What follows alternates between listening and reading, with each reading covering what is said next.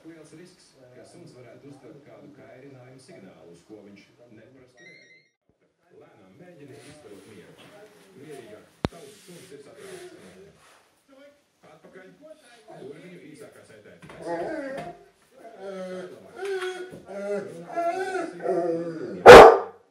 Pavisam mierīgi. Lieliski. Skaisti. Mazliet īsāku saiti, tuvāk, citādi viņa paies garām. Elmārs Kults mudri vēro savus audzēkņus. Viņš grib, lai panākumus gūtu visi. Sistēmas arī jāiet cauri sienai. Saprotams, ka runa ir par papīra sienu, taču Dežo to nezina. Viņa pilnībā jāpaļaujas uz jātnieci. Ja viņa dosies uz futbola stadionu, tur būs plakāti, un ja viņa tiks galā šeit. Tas būtu tāds kā solis atpakaļ, un tad mēs atkārtosim soli pēc soļa, līdz nokļūsim šajā vietā. Tad viņam vajadzētu pakļauties un skriet cauri. Saprotams, ka katrs solis uz priekšu ir jauns solis, kas viņu mazliet satrauc. Katrā ziņā redzēsim, cik tālu Dežo ies.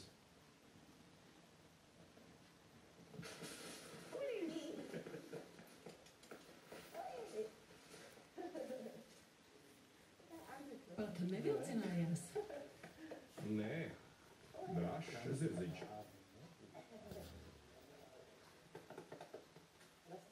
Tas ir labākais, kas var notikt. Tas, ka viņš pats pasaka, tagad es priekšu.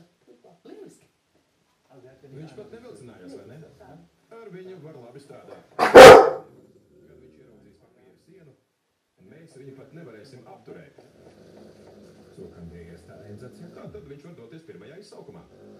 Vingrinājumi tika izpildīti veiksmīgi. Ieslodzītais Lārs prot vadīt Paulu.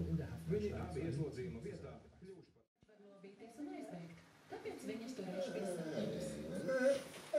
Ja viņi tiek ārā, viņi bija priecājas un kārtīgi pieēdas. Kas viņam patīk vislabāk?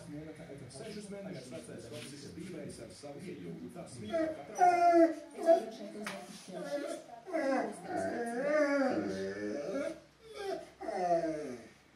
Megija 3 gadus vecais holandiešu trusis sāk distanci, lai Kopsis to mēģina atkārtot.